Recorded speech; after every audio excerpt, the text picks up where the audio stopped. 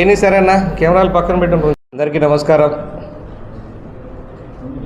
మొన్న 2వ తారీఖున గౌరవ మంత్రివర్యులు IT and HRD Nara Lokesh గారు కమలాపురం నియోజకవర్గంలో పలు కార్యక్రమాలు చేయడానికి, అలాగే కార్యకర్తల మీటింగ్ పెట్టడానికి రావడం జరిగింది. దాంట్లో భాగంగా సెంట్రల్ కిచెన్ ఒకటి ట్రై చేయడానికి కడప జిల్లాలో మొట్టమొదటిసారిగా పెట్టారు.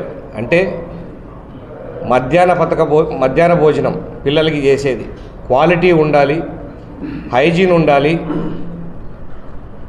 అన్ని రకాలుగా. అంటే ఈ ఆయాలందరి మీద ఒక చోట బాగా చేస్తున్నారు, ఒక చోట బాగా చేయలేదని ఒక కంప్లైంట్ రాకుండా, వాళ్ళ మీద స్ట్రెస్ లేకుండా ఒక చోట నుంచి చేసి అన్ని స్టాండర్డ్స్తో, ఐఎస్ఓ స్టాండర్డ్స్తో చేసి పంపించాలని ఒక మంచి కార్యక్రమం చేపట్టడానికి దాన్ని స్టార్ట్ చేయడానికి వచ్చారు.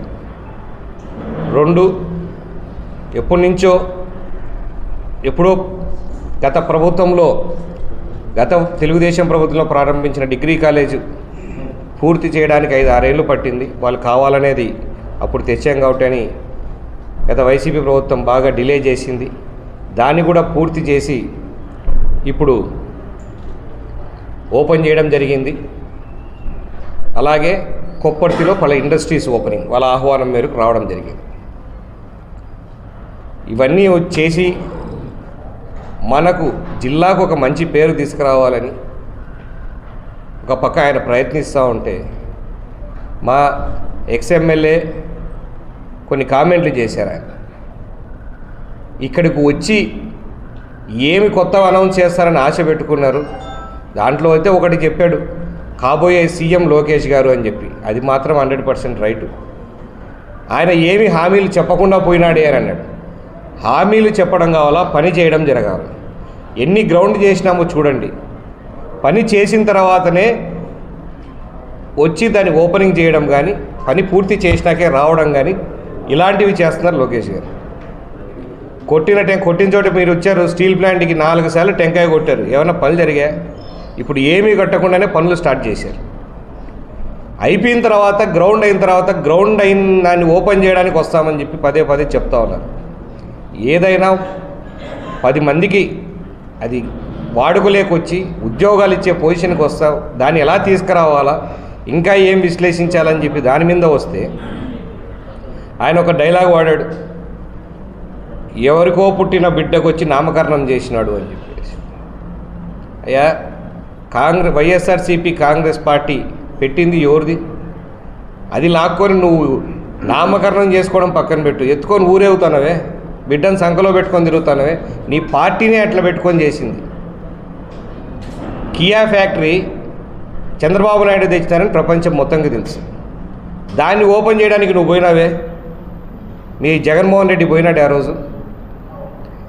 కనకదుర్గ ఫ్లైఓవరు, మా ఇక్కడే కడపలో ఉన్న ఐటీఐ సర్కిల్ ఫ్లైఓవరు, ఇవన్నీ కూడా తెలుగుదేశంలో ప్రవర్తిస్తే వచ్చి జెండా ఊపుకోలేదా మీరంతా?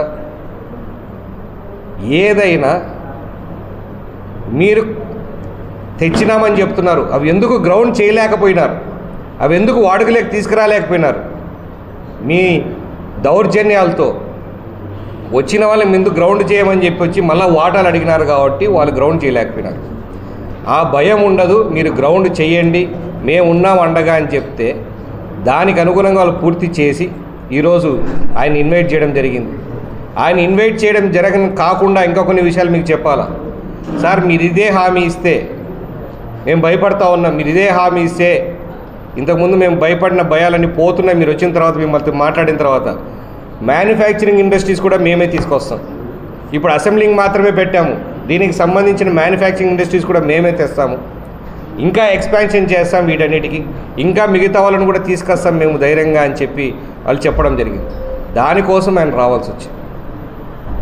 ఆయన నెంబర్ డైరెక్ట్గా వాళ్ళు, సార్ మీ నెంబర్ ఇవ్వండి, మా ప్రొజెక్షన్స్ మీకు చూపిస్తామని చెప్తే ఆయన డైరెక్ట్గా నాతో కాంటాక్ట్ అవ్వండి అని చెప్పి భయం లేకుండా షేర్ చేయి వాళ్ళందరికీ ఒక మంచి వాతావరణం కల్పించడం జరుగుతూ ఉంది. దానికోసం ఆయన వచ్చింది.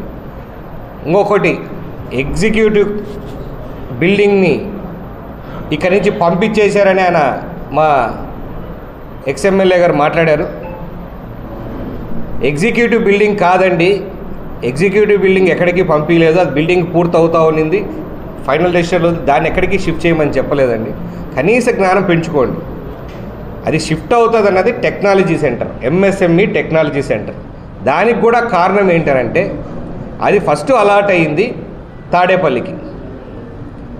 తాడేపల్లి డెవలప్మెంట్ కాకూడదు, అమరావతి ఏరియా డెవలప్మెంట్ కాకూడదు అని చెప్పేసి మేము కడపలో చూపిస్తాం, అక్కడికి షిఫ్ట్ చేయండి అని ఒక అర్జీ పెట్టుకున్నారు గత ప్రభుత్వంలో జగన్మోహన్ రెడ్డి గారు. పెట్టుకున్న దానికి ఏమన్నా ఇక్కడ ల్యాండ్ చూపించాడా, ఏమన్నా ఇచ్చారంటే ఏమీ చేయలేదు. ఆ నుంచి షిఫ్ట్ చేసి కడపలో పెడతామని ఒక ఆర్డర్ పాస్ చేసి దాని మీద యాక్షన్ తీసుకోలేదు. సెంట్రల్ గవర్నమెంట్ ఏమీ మొదలు పెట్టలేదు కాబట్టి క్యాన్సిల్ చేయాల్సిన పరిస్థితి వస్తారంటే మళ్ళీ తాడేపల్లికి షిఫ్ట్ చేస్తే పెడతాము అని అన్నారు. దానికి రీజన్స్ 2 చెప్పారు. అది పీపీపీ మోడ్లో ఉంది, డెవలప్మెంట్కి ఎవరు రాలేదు, కానీ గత గవర్నమెంట్తో నమ్మి ఎవరు రాలేదు డెవలప్మెంట్కి, అందుకే షిఫ్ట్ చేయాలనుకున్నాం. ఇదే విషయాన్ని నేను మీరు ఏదైతే లోకేష్ గారు అని చెప్పినారో ఆయన దృష్టికి తీసుకెళ్తే అట్లా షిఫ్ట్ చేయడానికి వీల్లేదని చెప్పి దాన్ని మళ్ళీ కడపకే మార్చి దానికి ల్యాండ్ అలాట్మెంట్ ఆర్డర్ ఇప్పించి మళ్ళీ వెనక్కి షిఫ్ట్ చేయించిన ఘనత లోకేష్ గారిది. దాంతో ఆగలేదు, ప్రైవేట్ వాళ్ళు అంత ధైర్యంగా ఇక్కడికి రాలేదు కాబట్టి గవర్నమెంట్తోనే 200 కోట్ల రూపాయలతో టెక్నాలజీ సెంటర్ డెవలప్ చేయడానికి కూడా ఒప్పించడం జరిగింది. సెంట్రల్ గవర్నమెంట్ నుంచి 200 కోట్లు ఆ టెక్నాలజీ, ఇంతకుముందు ఎవరో ప్రైవేట్ వాళ్ళు చేయాల్సిన దాన్ని గవర్నమెంట్తోనే చేయించే బాధ్యత ఆయన తీసుకున్నాడు, దాన్ని శాంక్షన్ చేయించుకోవడం జరిగింది. ఇవన్నీ గొప్పలు చెప్పుకోవాలంటే 100 చెప్పుకోవచ్చు కదా. పని చేసినామా, దాన్ని గ్రౌండ్ చేసినాక వచ్చి మాట్లాడదామా అన్న ఒక మంచి ఉద్దేశంతో ఆయన ముందుకు పోతా ఉన్నారు. దాన్ని కామెంట్ చేయొద్దండి.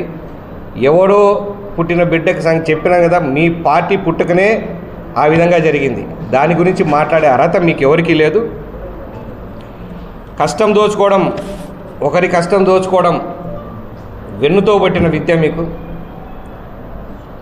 అలాగే ఉన్న వాళ్ళని మీది ఏదన్నా ఆయన పేరు వస్తుంది అని అనుకుంటే అవతల గవర్నమెంట్కి దానికి అశోక్ లైలాండ్ చంద్రబాబు నాయుడు గారు తెచ్చారని చెప్పేసి అది పబ్లిసిటీ ఉందని చెప్పి దాన్ని గ్రౌండ్ కానియకుండా 5 ఏళ్ళు తొక్కిపెట్టారు. మళ్ళీ తెలుగుదేశం ప్రభుత్వం వచ్చినాక ఓపెన్ చేయాల్సి వచ్చింది. ఇంత దారుణంగా బిహేవ్ చేసిన పార్టీ ఇంకొకటి ముఖ్యంగా మాట్లాడారు, రైతులకు సంబంధించి ఉల్లి పంటకు కనీస మద్దతు ధర ప్రకటించలేదని చెప్పి. ఆల్రెడీ తెలుగుదేశం ప్రభుత్వం, కూటమి ప్రభుత్వం 12 రూపాయలు మినిమం సెల్లింగ్ ప్రైస్ కింద ప్రకటించి పర్చేజ్కి ఆల్రెడీ కర్నూలులో ముందు పంట అక్కడ వచ్చింది కాబట్టి అక్కడ స్టార్ట్ చేయడం జరిగింది. నిన్న మొన్న ఆయన లోకేష్ గారి సూచనల మేరకు కడపలో కూడా స్టార్ట్ చేశారు.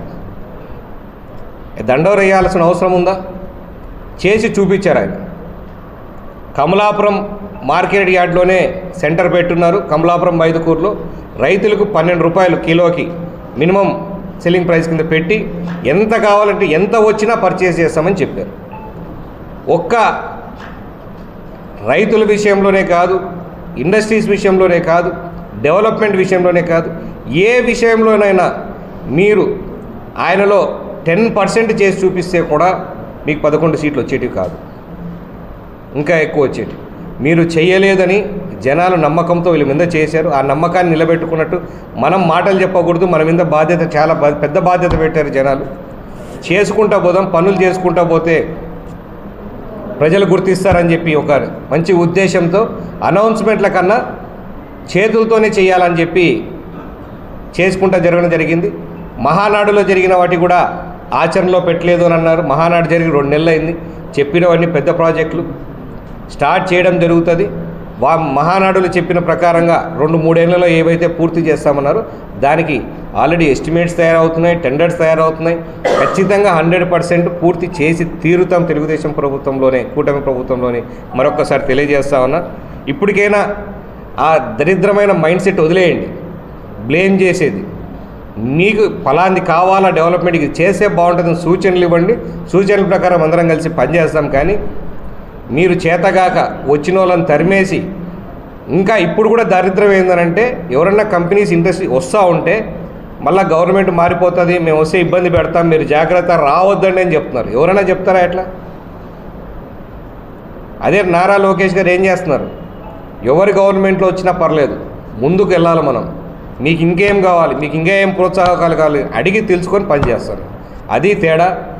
మీ గత ముఖ్యమంత్రికి ఇప్పుడు మా కాబోయే ముఖ్యమంత్రికి తేడా ఉన్నది అదే. కాబట్టి నువ్వు మాట్లాడేటప్పుడు ఏళ్ళు ఇట్లా చూపిస్తాను, మిగతా 4 ఏళ్ళు నీ పక్కే ఉన్నాయి. ఆ ఒక్క ఏళ్ళు కూడా చూపించకుండా వంకరపోయే పొజిషన్ మీది. ఆ పొజిషన్ నుంచి బయటికి రండి. డెవలప్మెంట్ ఏం కావాలో అడగండి. ఖచ్చితంగా మేము కూడా ముందుండి ఆ డెవలప్మెంట్ చేయడానికి రెడీగా ఉంటామని తెలియజేసుకుంటా ఉన్నాం. మరొక్కసారి బుద్ధి తెచ్చుకొని మాట్లాడండి. అంతా సీనియర్ నాయకులు అక్కడ కూర్చొని మాట్లాడుతూ ఉన్నారు. ఏమన్నా ఒకటన్నా దాంట్లో వాస్తవం మాట్లాడుతున్నారు. కాబట్టి మరొకసారి తెలియజేస్తున్నా, కూటమి ప్రభుత్వం డెవలప్మెంట్కి ప్రోత్సాహానికి ముందు ఉంటుంది, చేతల్లో చూపించే ప్రభుత్వం. మీరు ఇంకొకసారి ఇలా మాట్లాడకూడదని చెప్పి తోబలుగుతాను. Thank you. అంటే జగన్ హయాంలో 90% ఆల్రెడీ కంప్లీట్ చేసాం, ఆ పనులే మళ్ళీ చేస్తారని అంటారు. ఏ పని సార్ 90%? కంప్లీట్ అయిపోయాయి. ఏ పని సార్ 90%? గ్రౌండ్ కాలేదు కదా సార్. గ్రౌండ్ అవ్వడమే ముఖ్యం కదా. 90% ఇప్పుడు కియా 100% పూర్తి అయింది. మీకు అది వద్దలేదు. తెలుగుదేశం ప్రభుత్వంలో ప్రొడక్షన్ లైన్ డేట్ వాళ్ళు ఒకటి పెట్టారా, డేట్ రాలి, అప్పటికే ప్రొడక్షన్ మొత్తం కంపెనీ పూర్తయింది. దాన్నే మళ్ళీ వాళ్ళు రీఓపెన్ చేసుకోవట్లా. మీ ఐటీఐ బ్రిడ్జ్ మీ అందరికి అక్కడెక్కడో చెప్తే అర్థం కాదు. మీ ఇక్కడ ఐటీఐ బ్రిడ్జ్ ఎవరు చేసింది? ఇక్కడ ఐటీఐ దగ్గర ఉన్న బ్రిడ్జ్ వచ్చి జెండా ఊపలా? ఎవరు వస్తే రోజు మాట్లాడాడు ఆయన ఊపుకోవాలా? అవన్నా జనరల్ పబ్లిక్ అనిపించండి. ఇవి ఆగిపోతున్న స్టేజ్లో వాళ్ళకి నమ్మకం లేదు, మమ్మల్ని ఇబ్బంది పెడతారేమన్న స్టేజ్లో మీరు ధైర్యంగా ఉండండి, ముందుకు పాండి అని చెప్పేసి వాళ్ళతో పూర్తి చేయించి సంవత్సరం పట్టింది కదా. ఆల్రెడీ అయిపోయింది అయితే ఎప్పుడో ఓపెన్ కావాలి కదా. మరి స్టీల్ ప్లాంట్ ఉంది, ఎన్నిసార్లు ఓపెన్ చేసినారు వాళ్ళు? ఏమైనా పని జరిగిందా? ఇప్పుడు పని జరుగుతున్నాయా లేదా? 100% ప్రొడక్షన్లోకి తీసుకొచ్చే బాధ్యత మాది. ఈ ప్రభుత్వంలోనే తీసుకొస్తాను. ఇప్పుడు స్టార్ట్ చేసినాం, మళ్ళీ ఎప్పుడో అవుతుందని కాదు. ఇప్పుడున్న ప్రభుత్వంలోనే ఈ టర్మ్ పూర్తి అయ్యే లోపల స్టీల్ ప్లాంట్ ప్రొడక్షన్ ఖచ్చితంగా వస్తుంది. ఇంకా ఏమన్నా కావాలంటే మీకు డౌట్లు ఉన్నాయంటే పనులు జరుగుతున్నా లేదో పోయి చూసుకొని రండి. అప్పుడు వాళ్ళ ఊరికి టెంకాయ కొట్టుకోవడం అనేది పని జరగడంలా. మహానాడు సక్సెస్లోను, అదేవిధంగా పులివెందుల డిప్యూటీసీ ఎలక్షన్స్లోను, లోకేష్ గారి పర్యటనలోను కీలక పాత్ర పోషించారు. కాబట్టి తెలుగుదేశం పార్టీ జిల్లా అధ్యక్ష పదవికి సంబంధించి అది పార్టీ నిర్ణయించేది, ఒకరు కావాలని అనుకునేది కాదు. అందరికీ ఎవరు కరెక్ట్ అయితే అది పార్టీ నిర్ణయిస్తుంది. దానికి అనుగుణంగానే అందరూ పోతారు. దాని గురించి మనకు బాధ్యత ఇచ్చినవి బాధ్యతగా చేస్తున్నాము. మహానాడు బాధ్యత ఇచ్చారు, బాధ్యతగా చేసాం. పులివెందుల బాధ్యత ఇచ్చారు, బాధ్యతగా చేసాం. ఇది నా కాన్స్టిట్యున్సీలో మెజార్టీగా జరిగింది కాబట్టి నా బాధ్యత ఎవరు ఇవ్వకపోయినా నేను తీసుకొని చేసాం. అంతవరకే పార్టీ కోసం కష్టపడడానికి రెడీగా ఉన్నాం. అంతే.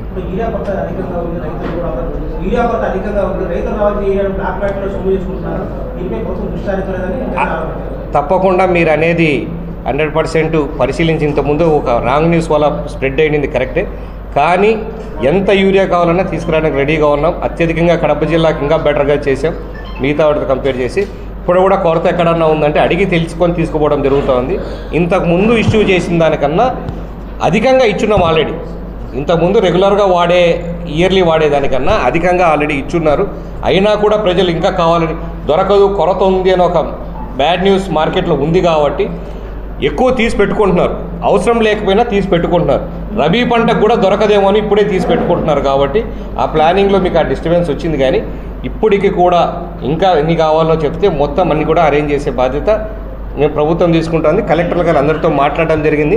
దీని మీద కూడా లోకేష్ గారు విశ్లేషించారు, కలెక్టర్తో మాట్లాడారు, ఆదేశాలు జరిగాయి. స్పెషల్గా కడప జిల్లాలో ఎక్కడే కానీ కొరత రాకూడదని ఇప్పుడైతే మేము అప్డేట్ చేస్తామో విత్ ఇన్ ఎ వీక్, వారం లోపల దాన్ని అరేంజ్ చేయడం జరుగుతూ ఉంది.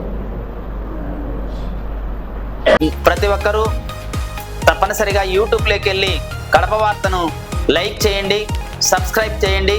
ఇట్లు మీ జి రమణయ్య, ఎడిటర్, కడప వార్త.